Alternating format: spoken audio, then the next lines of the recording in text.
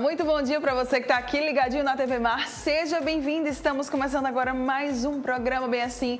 Que coisa maravilhosa ter você aí, ó, do outro lado dessa telinha, aqui juntinho com a gente em mais um dia, em mais um programa.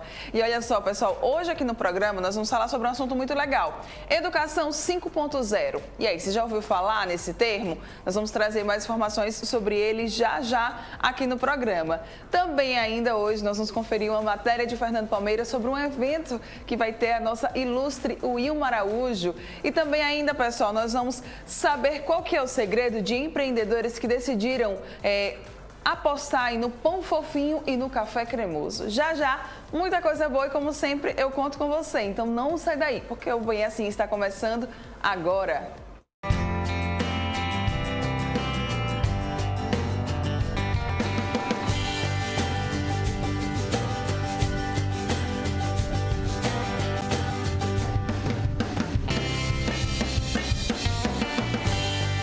Oral Unique. Cada sorriso é único.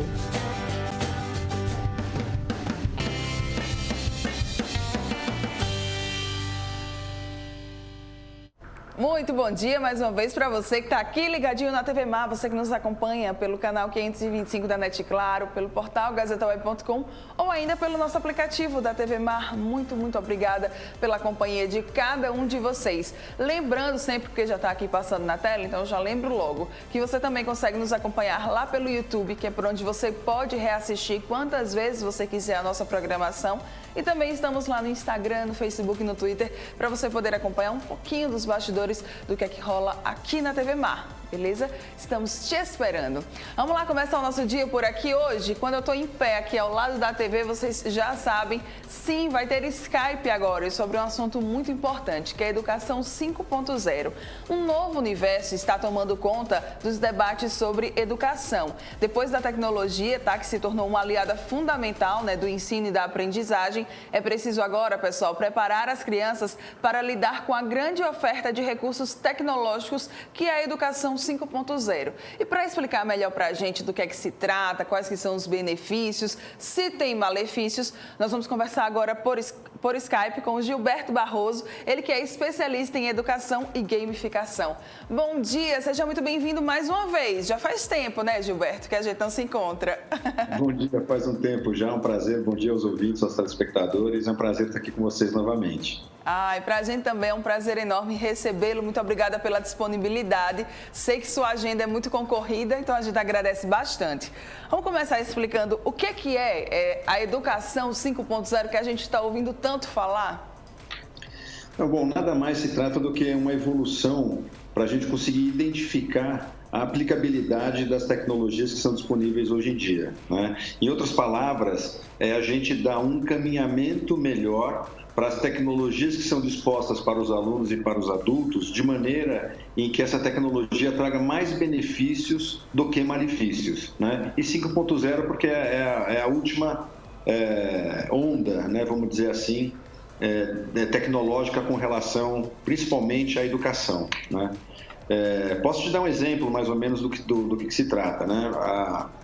Com o advento da internet, o acesso à informação, desenvolveu-se um trabalho para que isso fosse colocado à disposição de alunos e escolas, em indústrias, em escritórios e tudo mais. Porém, como tudo que é novo, demanda um tempo para você aprender a lidar com essa nova tecnologia e tirar um bom proveito dela. No meio do caminho, obviamente, como tudo na vida, você pode usar para o bem e para o mal, né? Então, o que a gente viu acontecer? A chegada da internet, a chegada da informática, e a gente, lógico, como é um terreno novo, um terreno inexplorado, como que a gente vai utilizar esse tipo de tecnologia para melhorar, por exemplo, a educação? E muito se fez, colocar a internet nas escolas, foram se trazendo os livros digitais, as pesquisas, né, online, através da conectividade que as escolas e os municípios estavam trazendo para as escolas. Mas muito disso ficou no mais do mesmo, né? O que eu quero dizer com isso? Imagina que você trocou a lousa que a gente escrevia na minha época com giz, né, por uma lousa digital. qual é a grande transformação tecnológica que aconteceu para o aluno com esse advento da lousa digital? Nenhum. Né? O que mudou foi que o professor, ao invés de escrever na lousa com giz, ele escreve com uma caneta piloto. Mas a lógica do aprendizado continua a mesma. Um outro exemplo disso, por exemplo, os tablets, né? Então, muitas escolas substituíram os livros físicos por livros digitais. Qual foi a grande mudança para o aluno? Nenhuma. Ao invés dele ler no livro digital, no livro físico, ele está lendo no livro digital, né? A educação 5.0, ela vai um pouco mais avante, né? Como que a tecnologia vai trazer literalmente alguma vantagem para o estudante dentro da sala de aula? Então, quando você utiliza a tecnologia para trazer uma nova metodologia de ensino, onde o aluno é protagonista, por exemplo, aí sim a tecnologia está intervindo de uma maneira nova, está trazendo uma novidade para dentro da sala de aula para o aluno e para o professor, né? Se você me permite, eu posso explicar como é que isso se procede dessa forma, trazendo benefício. Pode ser? Por favor, pode ser sim. Então, vamos lá. Então, você imagina que o aluno hoje, quando ele está na sala de aula, ele tem uma educação que, obviamente, de 100 anos para cá, depois da Revolução Industrial, quando se democratizou a educação, surgiram novas metodologias de ensino, tecnologias, como a gente está falando, mas a maneira de se aprender continuou basicamente a mesma, né? Onde o aluno ele senta na carteira, o professor traz o conhecimento e o conhecimento está pronto. Quando ele abre o livro para estudar, já tem toda a história lá, por exemplo, sobre o descobrimento do Brasil, né? Qual é o trabalho do aluno? De uma certa forma, é entender e decorar aquele conteúdo. A educação 5.0, por exemplo, ela traz uma inovação nesta metodologia, onde o aluno ele deixa de receber o conteúdo e passa a pesquisar o tema que vai ser estudado. Então, você imagina que até há pouco tempo atrás, o aluno, então, quando abriu o livro, o professor pedia para ele abrir na página tal, lá já tinha a historinha do descobrimento do Brasil, a fotinho do Pedro Álvares Cabral, da caravela, de como ele veio para o Brasil. E agora não. O professor ele passa a ser um mentor. É ele que vai trazer para o aluno as provocações necessárias para que o próprio aluno consiga, através da tecnologia, pesquisar como foi o descobrimento do Brasil, fazer uma discussão em sala com os colegas, né, para, dar um olhar para todos os aspectos desse evento que foi o descobrimento do Brasil. E o professor, ao invés de tirar a dúvida dos alunos, ele é o responsável por conduzir os alunos por uma estrada do conhecimento, aonde ele vai, através de perguntas, de provocações, vai estimulando o aluno a, por exemplo, buscar numa pesquisa pela internet como foi o descobrimento do Brasil, como que eles vieram para o Brasil, foi um barco, foi um avião? Não tinha avião na época, eram caravelas, como eram as caravelas? Então você percebe que a atitude do aluno com a tecnologia ela é diferente. Ao invés dele receber a informação pronta, a tecnologia é usada para abrir um horizonte de informação onde ele vai buscar aquilo que lhe interessa relativo ao tema. O professor ele passa a ser, ao invés de dar o peixe para o aluno, ele ensina o aluno a pescar, e o aluno vai desenvolver nesta metodologia uma série de quesitos que são importantes para ele na vida adulta e para lidar num mundo cada vez mais complexo como é o nosso.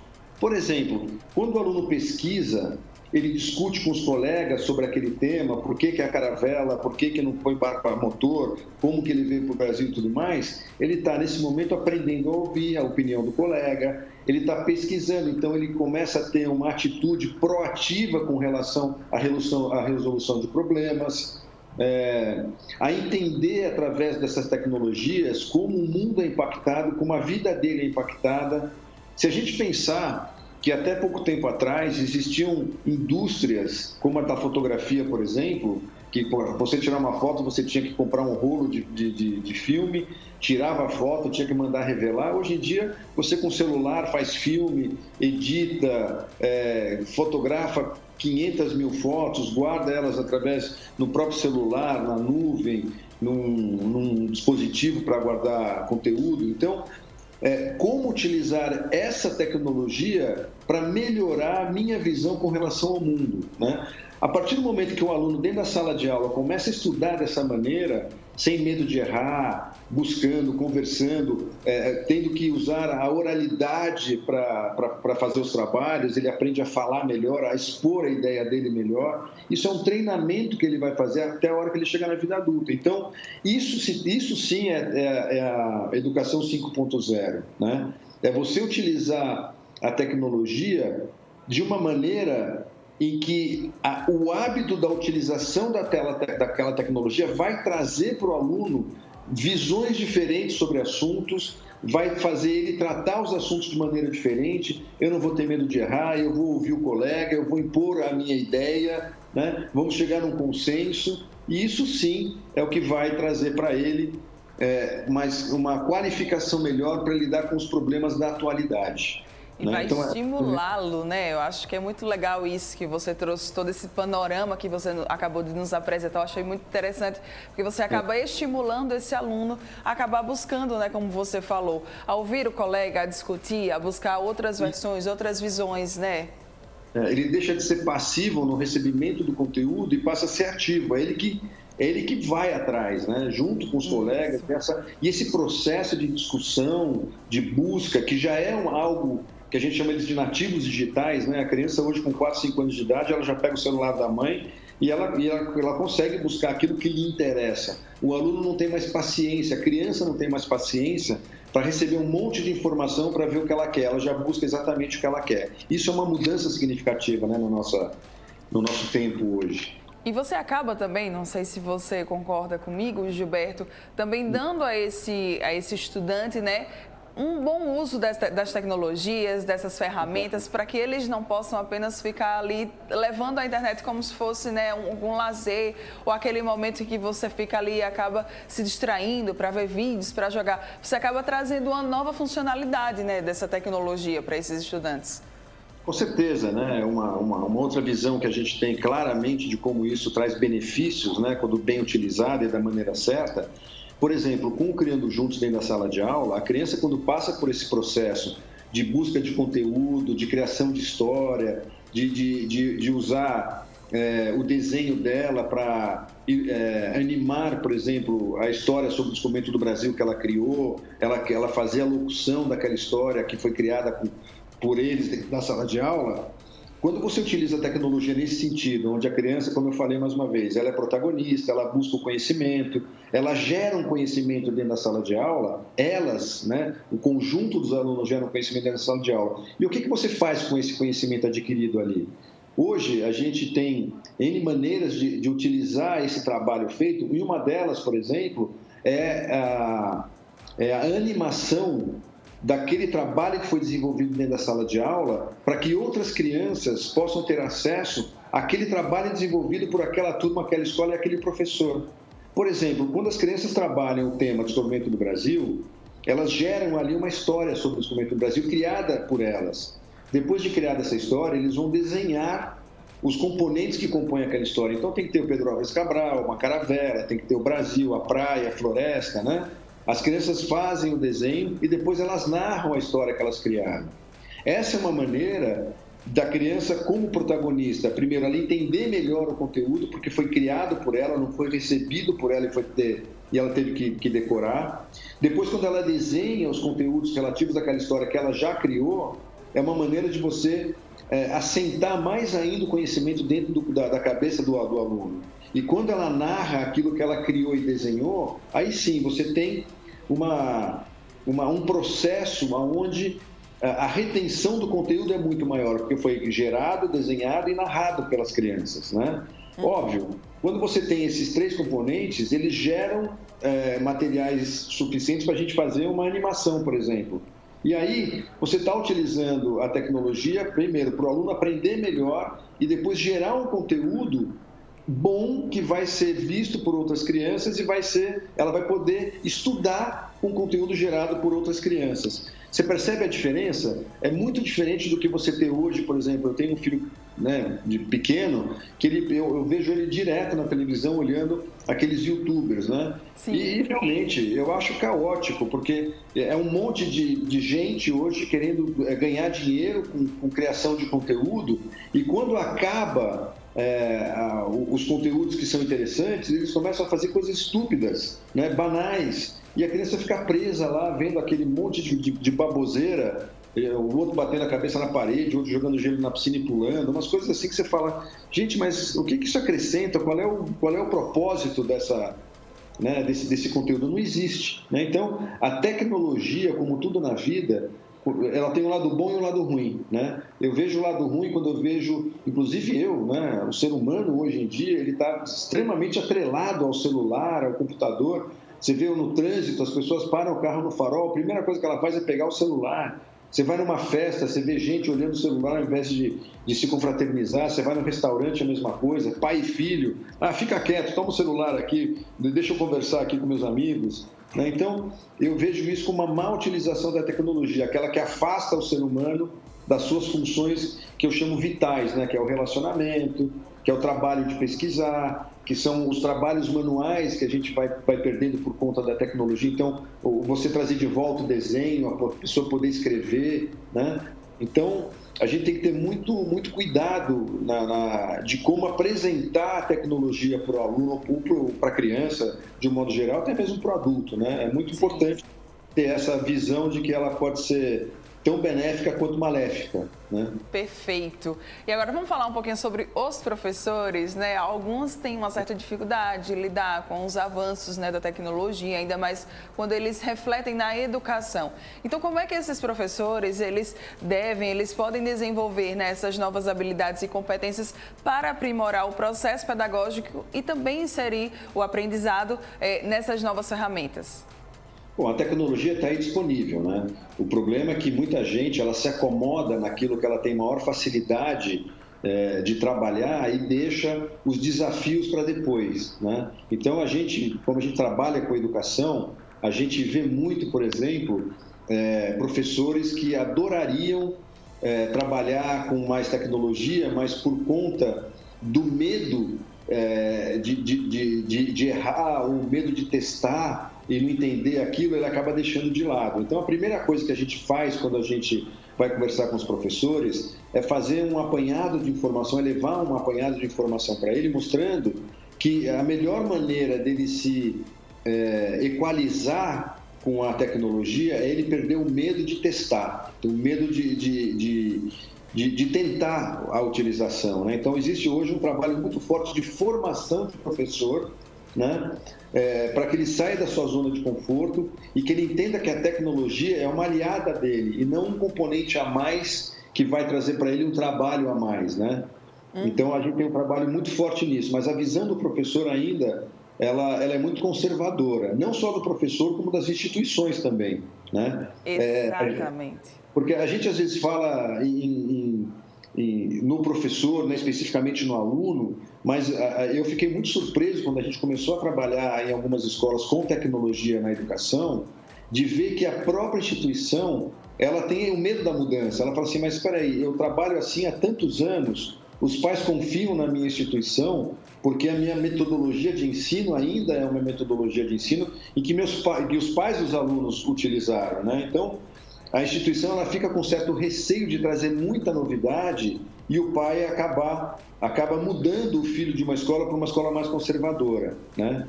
Então, é um trabalho que vem desde a instituição, passando pelo aluno e pelo professor. É uma mudança realmente, é um mindset, né? É uma mudança literalmente de olhar para esse novo mundo que chegou com uma rapidez muito grande, né? As pessoas elas acabam sendo praticamente surpreendidas, né, com o lançamento de novas tecnologias, depois os novos equipamentos, maneiras de se fazer alguma coisa que a gente fazia manualmente. Então, isso traz realmente um certo medo e é um trabalho muito importante esse de desmistificação das tecnologias. Verdade, viu? São aí as escolas, né, as instituições de ensino, os professores e também os alunos para fazer com que tudo isso dê certo. Agora vamos falar um pouquinho sobre o programa de Criança para Criança que você criou, né? E aí você também acabou desenvolvendo a metodologia Criando Juntos. Como é que ela pode ser útil a qualquer sistema de ensino? Basicamente aquilo que eu falei mais no começo, né? O Criando Juntos, ele coloca literalmente a tecnologia a favor do aluno e coloca o aluno numa posição muito importante que o mundo inteiro busca hoje. Sair desse modelo de educação que a gente tem de 100 anos, as carteiras enfileiradas, o material sendo entregue para o aluno. Mas fazendo um parênteses aqui, só para que o ouvinte ele possa entender do que eu estou falando quando eu falo da Revolução Industrial, Sim. É que até a Revolução Industrial, a educação era algo muito restrito, né? Não era muito democrático. Ou quem tinha muito dinheiro, ou quem tinha uma posição importante, tinha mais acesso à educação e à cultura, né? Com a Revolução Industrial, o que aconteceu? As fábricas precisavam de pessoas que pudessem ler os manuais para poder trabalhar nas fábricas. Então, esse modelo que foi criado de educação a partir desse momento, há mais de 100 anos, ele coloca o sistema da educação basicamente como uma linha de produção, né? Onde o aluno ele entra dentro da escola, ele vai receber a informação para aprender a ler, e ele vai sair da escola cumprindo o papel que é aprender a ler e obedecer, né? A educação ela é muito mais do que isso. Ela tem que trazer cultura, enfim, durante esses anos todos, aí, mais de 100 anos, tudo isso foi sendo incluído, né, na educação democrática, vamos dizer assim. Então, o que a gente fez? A gente trouxe, nesse momento, uma demanda que o mundo estava buscando, que é tirar esse viés de o aluno receber o conteúdo e ele passar a criar o conteúdo. Porque, basicamente, quando a gente se envolve na criação de algo, como é que a gente vai esquecer aquilo? A gente pode até esquecer momentaneamente, mas depois de 20 anos, 30 anos daquilo que você fez, você é capaz de lembrar. Sim. Quando você recebe algo pronto, aquilo tem menos relevância na tua vida, né? E na sua retenção daquele, vamos dizer, conteúdo, né?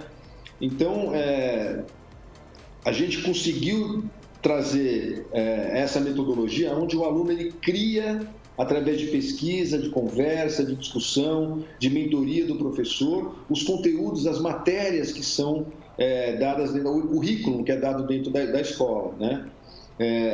E a criança, como eu falei lá atrás, né? A criança, quando cria o conteúdo, depois ela desenha aquele conteúdo que ela criou e ela narra o conteúdo que ela criou e desenhou, segundo o William Glasser, que é um psiquiatra americano que passou a vida dele inteira estudando qual a melhor maneira de se aprender, a criança, quando passa, o aluno, ou o ser humano, quando passa por esses 3 estágios, ele passa de uma retenção da escola normal, que é essa que eu estou falando, onde a criança recebe o conteúdo praticamente pronto, que é uma retenção de 25% a 35%, ele passa para 60% a 85%, porque foi ele que criou, né? Inclusive, hoje é utilizado em todo o meio do ensino o que a gente chama de pirâmide de Glasser, que ele conseguiu materializar numa pirâmide o percentual de retenção de conteúdo de aprendizado de acordo com essas maneiras, né? Se eu só leio, quanto que eu retenho? 10%. E se eu leio e desenho? Você consegue reter 30%. E se eu desenho, narro e crio o conteúdo? Você pode até 85%. E quando que você aprende na sua totalidade? Quando você ensina o outro.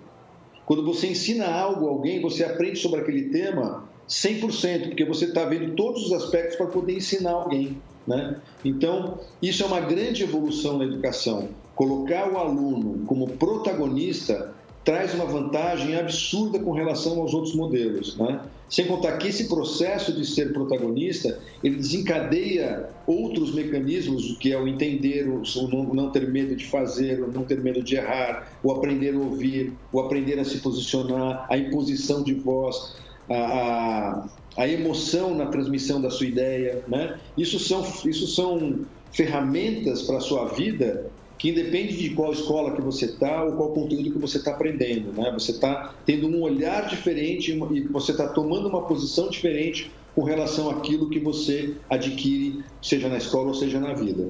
Muito bem, uma aula, viu, aqui para a gente entender um pouco mais sobre os benefícios da educação 5.0. Gilberto, quem aí ficou interessado, né, quem está nos acompanhando, que ficou interessado, até mesmo queira tirar alguma dúvida, você quer deixar algum contato, por favor, fique à vontade. Olha, nós temos o site, né, que é o de criançapracriança.com.br, ou o meu próprio e-mail, que é giba@dcpc.com.br, e lá também no site você vai encontrar algumas maneiras de entrar em contato com a gente, seja via eletrônica ou mesmo contato via celular, né? A gente está disponível aí para poder ajudar quem julgar aí necessário, trazer essa visão de uma educação onde o protagonismo ele realmente transforma o aluno e ele consegue reter muito mais conteúdo dentro da sala de aula. Ótimo. Muito obrigada mais uma vez pela sua participação aqui com a gente. Foi ótimo. Parabéns. Eu que agradeço, um grande abraço e um bom dia para vocês. Grande abraço, bom dia, até a próxima. Tchau, tchau. Tchau, tchau. Interessante, né, gente? Muitos benefícios, então, a gente pode acabar adquirindo através da Educação 5.0, principalmente para os estudantes. Vamos agora para um rápido intervalo comercial. Daqui a pouco a gente está de volta. Não sai daí.